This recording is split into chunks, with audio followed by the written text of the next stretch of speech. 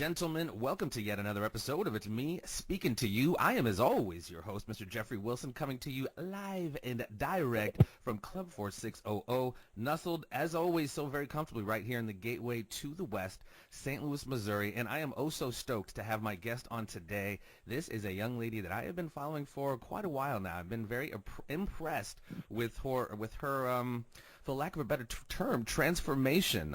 This young lady is a yoga instructor at Agape Studios here in St. Louis, as well as, I believe, some other spots, and she'll straighten that out for me. Like I said, she's been doing some really cool things, really changing her life and her life story, and she's got a very, very interesting story. Ladies and gentlemen, please welcome Miss Keri Allison to the program. Miss Allison, how are you today?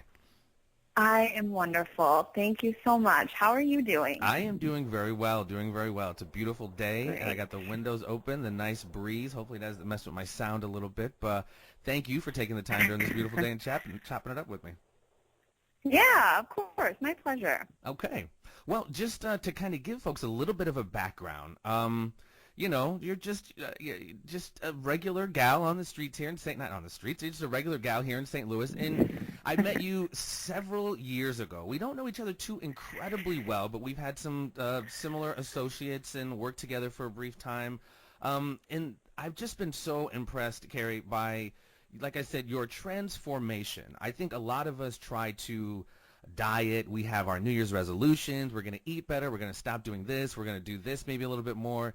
And sometimes we have that brief motivation, but oftentimes it's not sustained. And so those life changes that we seek, oftentimes we fall short of it. And that's why I've been so very impressed with you.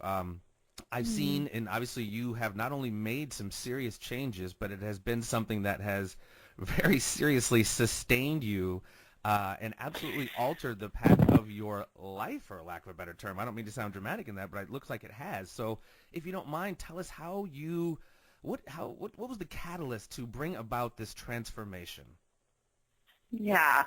The thing is, it is so dramatic. Like, it's night and day, just, kind of flipped everything upside down. And I am not the person that I was 2-3 years ago, even last year for that matter. And I think that what shifted things for me was just finding my yoga practice. And I wasn't in a horrible place a few years ago, but I wasn't in a great place either. Personal relationships kind of falling apart a little bit. Work life wasn't so great. The interactions with family, I wasn't in a great place. And it wasn't until I found my yoga practice and just kind of my state of mindfulness that a light bulb went off one day, and it was just kind of a wake-up call, like, oh my God, things could be so much better. And, look at how good you can feel. Look at how differently things can be. And it just woke me up. It woke me up to a new perspective on how I treat myself, how I treat others, and literally just how I wake up and live my life every single day. Right. Like I said, from the beginning of the day, it's like we talked about before, it's so very important to begin with some type of mindfulness. So literally all the rest of your actions throughout the day are rooted in that mindfulness. Would you agree? Yeah, absolutely. And it's, my yoga practice, it goes really deep. I've done almost 3 years of training now, constant training. So I'm working on myself and on my practice every single day. And it's, it is a mindfulness that you need to be aware of. And it really is sort of just training your brain and training the thought patterns and your thought processes and, bringing yourself back to that place of being present nonstop, because it's a really hard thing to do. Yeah, I mean, I've had these discussions with folks. I mean, we are biological human beings. You know, we extrapolate our reality through these five senses. So it's very easily to almost stop and like think that that's all there really is this reality through the five senses. But I think, you know, through these yoga practices, and that's another thing I wanted to ask you about. A lot of people have kind of a misconception of yoga. They think it's just about Hmm. the poses per se, the almost the exterior element of it. When in fact, kind of what you just alluded to, the poses, if you will, are just an extension of the larger internal process that yoga really brings about. Yeah, that's a perfect way to put it. My family, they still don't kind of get, they don't have a grasp of what it is or kind of what I'm doing. And they think that I just, I exercise for a living and that's kind of it. And yeah, the poses are definitely just an extension of the entire thing. But it's just, there's so much more to it. There's just, and I'm only learning, the tips of it, but it's a mind, body, spirit connection is what it is. Right.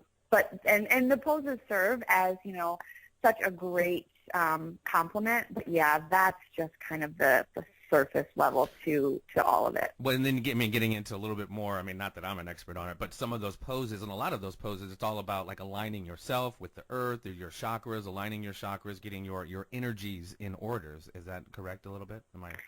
Yeah, it is. And it is about the energy channels, and, chakras and all of that. And kind of a really basic thing, too, is in Sanskrit, it's called prana. And what that is that's our life force energy. And that's just what wakes us up and makes us feel alive and gets everything going. And those poses, they are what really helps us to do that. It gets everything going, moving, flowing, and then that sort of, just gets us into a place of mindfulness and gets us to a place, where we can meditate and just really have a clear, present mind. Right, and that's like I said when we discussed it, it's very important to kind of take this time for ourselves. And I know we don't. Our lives are so very busy. We all got so much stuff going on. Not too very long ago, you really took it upon yourself to really take some time for yourself, and you went to Colorado. Me personally, when I'm in nature or really immersed in nature, that really does a lot to calm my mind. And not to get into my own personal religious or spiritual beliefs, it really kind of brings me back to the essence, which the cosmic universe, that oneness that combines us all. What benefits did you get from your retreat in Colorado? I mean, it's definitely, just being outside in nature, and it's hard to not appreciate Mother Earth when you're in such a beautiful place. Colorado, right? And it was just so beautiful. And, just being outside for like 20 minutes a day, I don't know exactly what it is, but it just raises the levels of dopamine, and it just makes us happier beings. Yeah. So, that, of course, was a big element. And then the first leg of my trip, I went out there by myself. So I was able to completely unplug, no technology, phones, just me and my backpack and my yoga mat and the mountains. So I did some soul searching out there. I mean, I would say, obviously it helped. When you came back, did you notice, that was definitely beneficial time? Yeah, I think so. I mean, I think that it's a really good thing for everybody to just take some time to unplug. Everything is just so sensory overload these days, and it's so hard to get a quiet moment. And when we do get those moments, we, find ourselves scrolling through Instagram or Facebook. And when the mind is spinning like that, it's just so hard to, be in the moment and to be connected with yourself. So I think, the importance of taking a step back and disconnecting and nurturing yourself, mind, body, and soul is so important. I came back with a clear head. I was ready to teach my classes. It was a really, really peaceful experience. And so, I think that's really cool because you're not just, kind of what we alluded to, you're not just talking about like just being a yoga practitioner. This is something that is pervasive in you try to make it as pervasive in almost every element of your life. Like you said, it's not just something, not to knock anybody's religion, but sometimes religion, they go to church on Sunday and then the rest of the week it's like back to being a heathen or whatever it is. But it sounds like you've taken, these steps to really modify and transform every element of your life that you felt needed changing. Is that correct? It sounds like that's... Yeah, every single aspect. When I first started practicing, I would go just for the workout and I would go for the physical aspects. And I think that, and I have students that come to my classes, consistently, and that's all that they come for. And that's okay, there's a place for everything. But, yoga, the act of yoga and just how it's defined and where it came from, it's how you live your life, right. And how you take all of the principles and literally wake up every day and think, how can I live the life of, a yogi? Yeah, it's translating that into absolutely every aspect of everything that I do. Have you noticed with the people who who started like you did with just the workout, which obviously is kind of the planting of the seed? Do you notice? Obviously, it's kind of hard to go with numbers, but a large majority or any majority of the people staying and getting deeper into it beyond just the workout?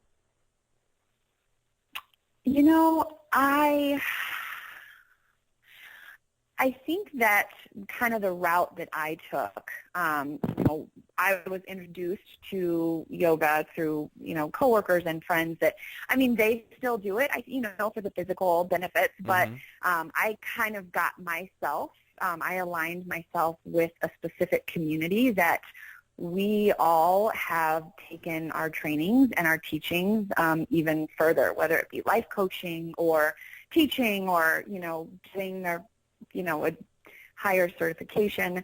So it's just, it's kind of split half and half, but it's just, I think that when looking at something like that, what I look at is who I have aligned with, right. And who, I have kind of grown closer to. And it's the people that, just really, they're in it for the long haul.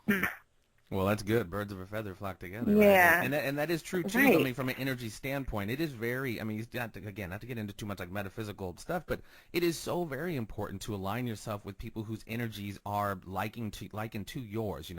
We hear it all the time about like psychic vampires, and it's so true. People can easily, if you allow them to, bring you down, or in the inverse, lift you up. And I think, the company you keep is so very important to, I think, one's sanity and happiness and, my personal opinion.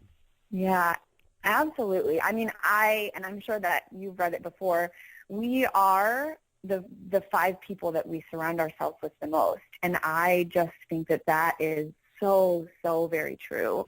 And, because as humans, our minds are literally, they're trained to move toward the negative.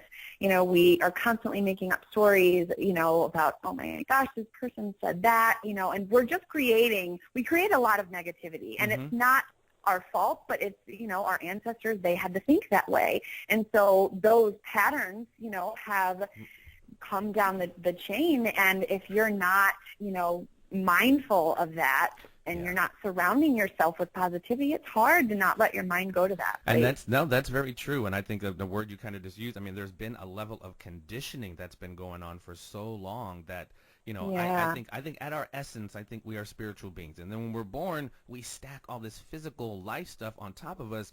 I heard a phrase before. It's like, we're searching for something that's already found us. Like we live our life and put so much stuff on, and we like go search for the experience of God and spirituality when in fact it's like already there, like just deep within us if we could quiet our mind and get rid of some of the conditioning. Excuse me. Another component of this, and I think it's kind of important as far as our overall holistic health is diet. Hippocrates said, "Let food be our medicine, and let medicine be our food." What role do you feel, and in your own personal kind of transformation and life, do you feel a good diet is? Not processed food, sugar is Mm. obviously no good. Do you do the juicing, the raw fruits and vegetables? Yeah, I do. I definitely do. And I think that it's, one of the most important components. I think that we are what we eat. And, if it's just, I think anymore it's just it's common sense. If you put a lot of junk into your body, not only does that come out on the physical side, but that comes out on the mental end as well. If you're just shoveling sugar and fat and salt and whatever else in, your mind is not going to be clear, and it plays such a huge part. And I think that splurging every now and then and not being, super crazy about it, I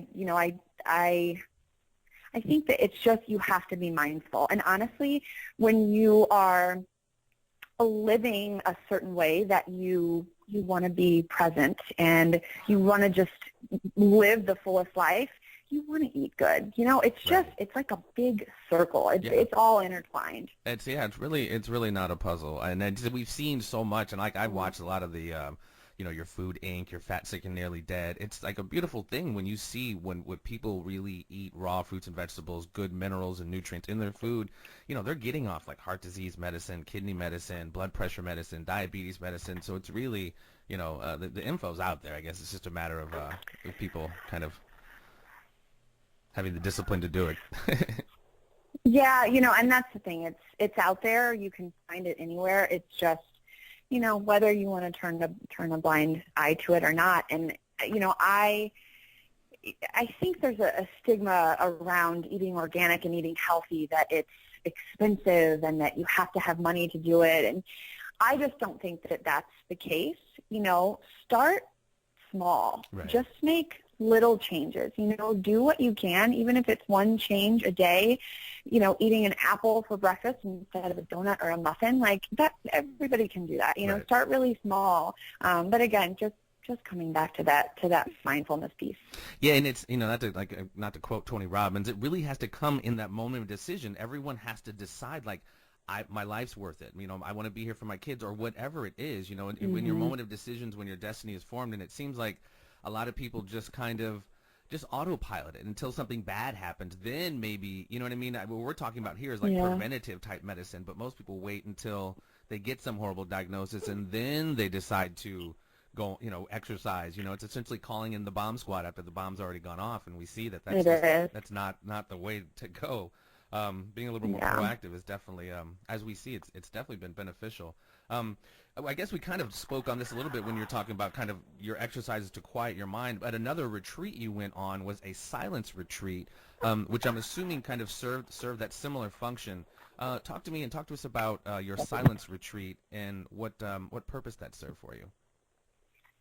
Yeah, so that was a part of, I'm doing an advanced 500-hour yoga teacher training, and we're finished next month. It's been over a year that I've been working on this, so huge deal. Wow, good for you. The silent retreat was one of our last kind of things that we had to complete, one of our last weekends.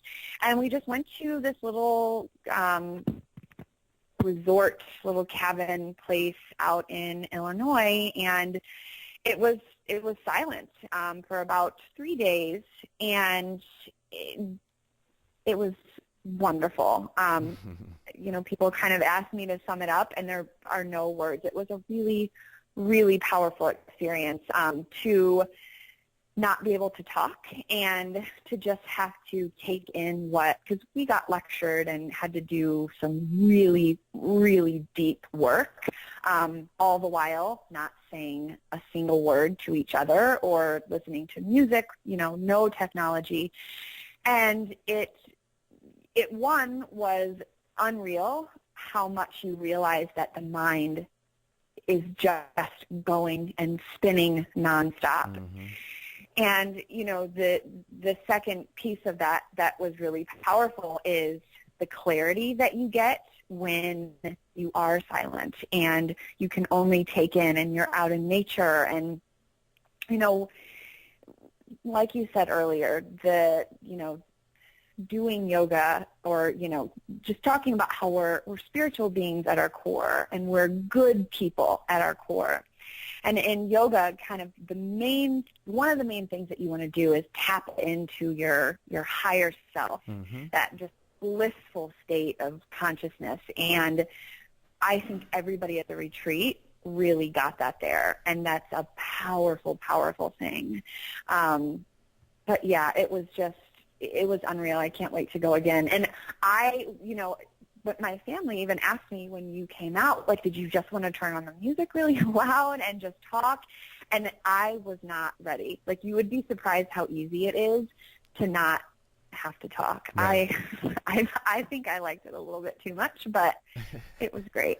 Well, like you said, it really, takes a lot to quiet our mind. I'm sure it probably took several hours just to do that. Oh, yeah. I mean, it took probably about a day and a half before my mind really got to a place of stillness, and I could then kind of unwind and, start the work. But yeah, it's crazy. It was a really, really great experience. Well, it sounds quite powerful. So in kind of a bit of a summary, everything that you've kind of gone through, I know it's kind of, what we're talking about, this ineffability of this kind of spirit world, for lack of a better word, language definitely gets in the way with describing it. So I know it's going to be tough for you here, but if you could kind of summarize what the last several years has been for you, what it's meant, really, in the most profound terms you can use, and I mean, obviously, because obviously the change has been dramatic, and what do you see for yourself for the next several years? Well, I see myself just working even more on shedding the layers of myself and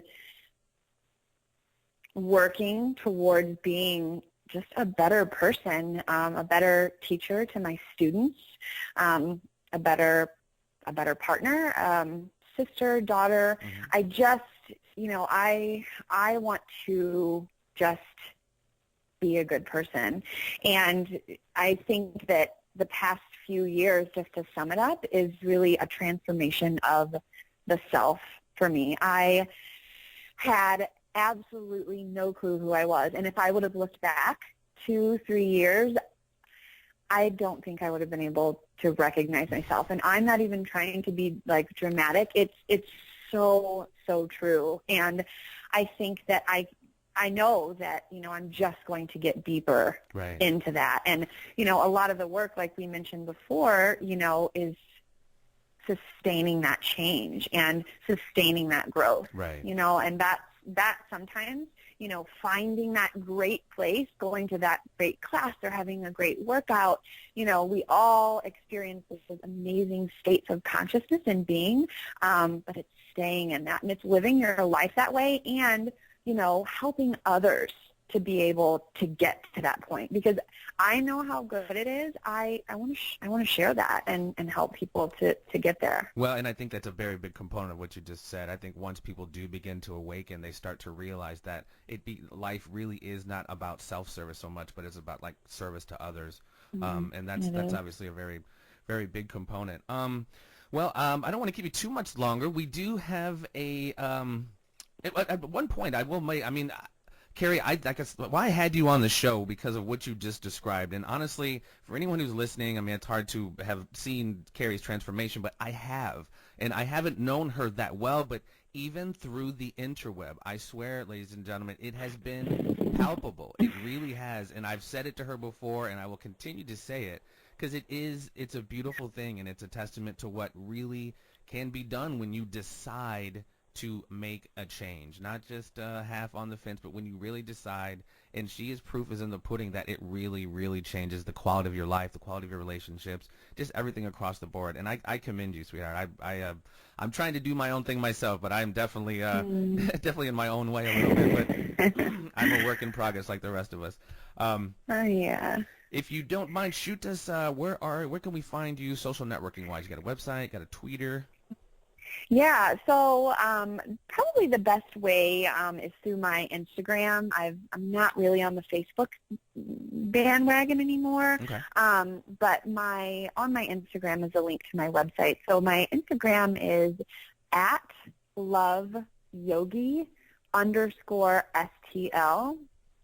And my, again, I link to my website on my Instagram page, but the name of my website is yogilifeintheloo.com, and from there you can look at the studios that I'm at. I have my class schedule as well as my blog up on my site.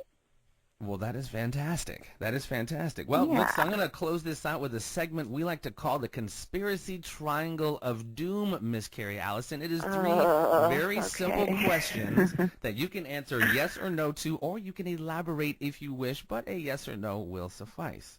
Question number 1. Do you believe in the existence of extraterrestrial intelligence? Yes. That is a shaky yes from Miss Allison, but we're going to go with it. Question number 2. Do you believe in the official story of the events of November 22nd, 1963, Lee Harvey Oswald firing 3 shots from the Texas School Book Depository? I do not. That was a little bit more definitive. No, I like that. And I don't like the word no, but that's a pretty definitive no. All right, there. I like that. Yeah. I like that. All right, question number 3, kind of along the same lines of following an official narrative. Do you believe the official narrative of the events of September the 11th, 2001, 19 hijackers with the planes and the buildings? And the Pentagon? I do. Yes, All I do. right. That is it. See, that was painless, right? That was relatively painless. You emerged unscathed. That was, yeah. Well, Keri, I can't thank you enough. I really appreciate it. And I honestly, later on down the line, I'd like to have you on again just to see how things are going, how things are growing. I'm sure you're going to keep on doing good things. So I kind of want to keep tabs on you a little bit. Yeah. If we can. Yeah, let's do it. And you're doing amazing things as well. So good luck to you. And yeah, thank you so much for having me on. Absolutely. Absolutely. Go out and enjoy the rest of this beautiful day. Ladies and gentlemen, this has been Miss Keri Allison on It's Me Speaking to You. Stay tuned. We have more to come. Thank you for listening to It's Me Speaking to You. Please spread the word and subscribe to the YouTube channel, and stay tuned for more conversations with a variety of guests on a variety of subjects.